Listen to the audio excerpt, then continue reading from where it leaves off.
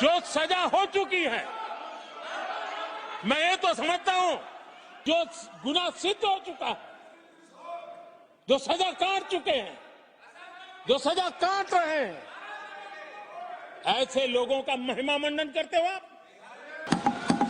जिसने देश को लूटा है उनको लौटाना पड़ेगा।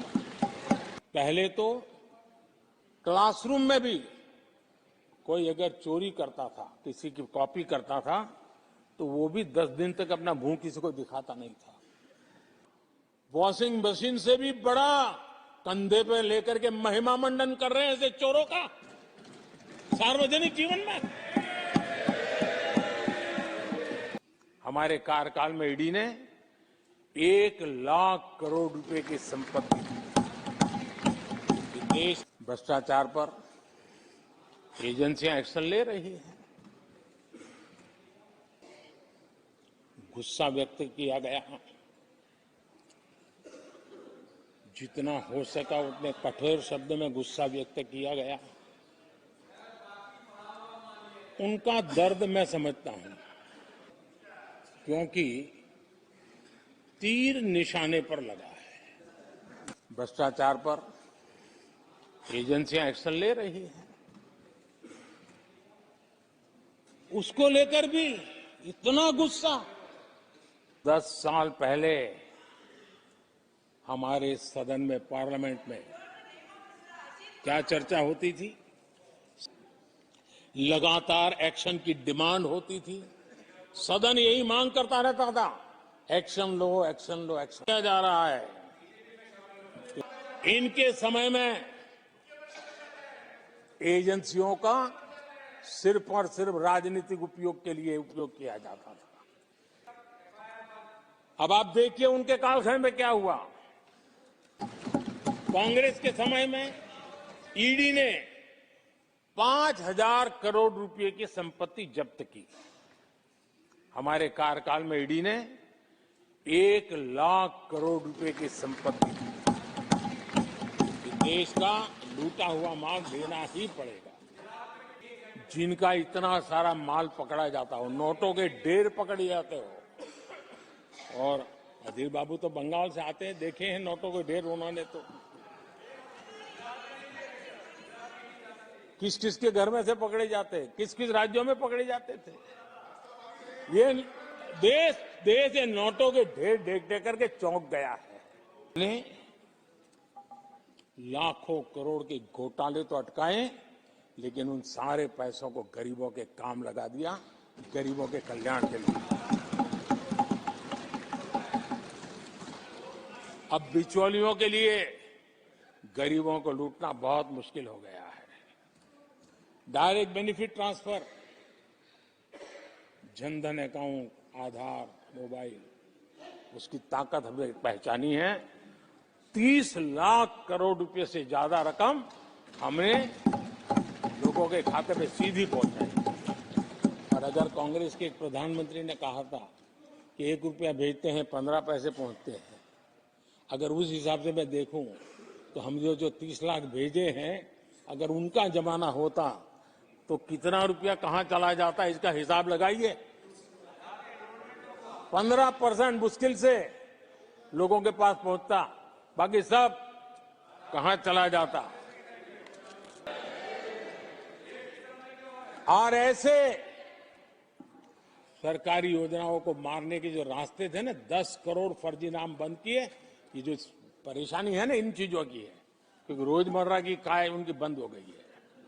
आदरणीय अध्यक्ष जी, हमने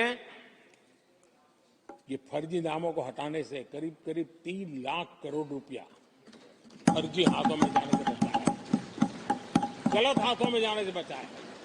देश के टैक्स पेयर का पाई पाई बचाना और सही काम में लगाना, इसके लिए हमने जीवन खपा रखे हैं।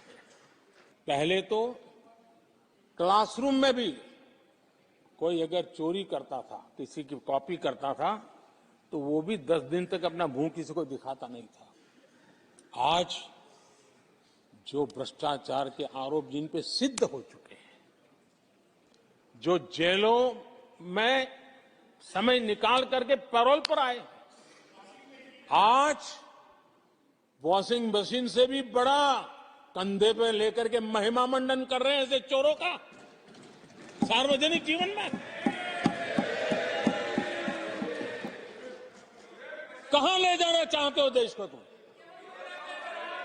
जो सजा हो चुकी है, मैं ये तो समझता हूं कि आरोप जो है उनके लिए तो आप सोच सकते हैं, लेकिन जहां लोकतंत्र है मान्य अध्यक्ष जी, ऐसी बातें लंबी नहीं चल सकती हैं।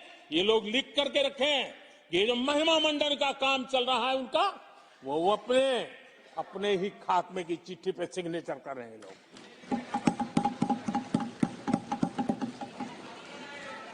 आदरणीय अध्यक्ष जी, जांच करना ये एजेंसियों का काम है। एजेंसियां स्वतंत्र होती हैं और संविधान ने उनको स्वतंत्र रखा हुआ है, और जज करने का काम न्यायाधीश का है। सदन में फिर से दोहराना चाहूंगा, जिसको जितना जुल्म मुझ पर करना है कर ले, मेरी भ्रष्टाचार के खिलाफ लड़ाई चलती रहेगी। जिसने देश को लूटा है उनको लौटाना पड़ेगा, जिन्होंने देश को लूटा है उनको लौटाना पड़ेगा।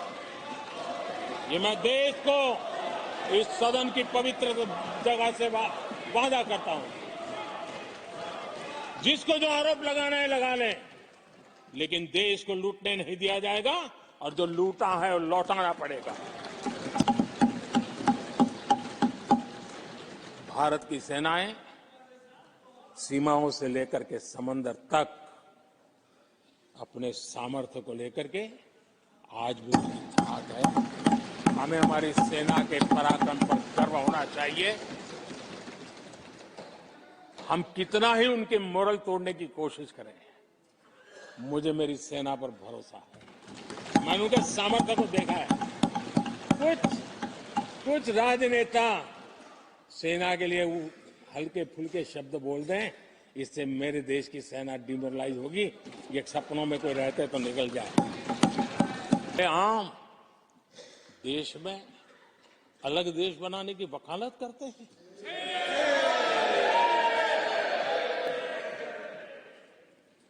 जोड़ने की बातें छोड़ो, तोड़ने की कोशिश करी जा रही।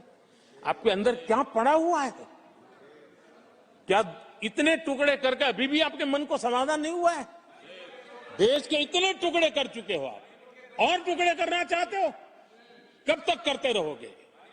आज बात होती थी तो हमेशा चिंता का स्वर निकलता था, छिटाकसी होती थी, आरोप प्रत्यारोप होते थे। आज जम्मू कश्मीर में अभूतपूर्व विकास की चर्चा हो रही है और गर्व के साथ हो रही है।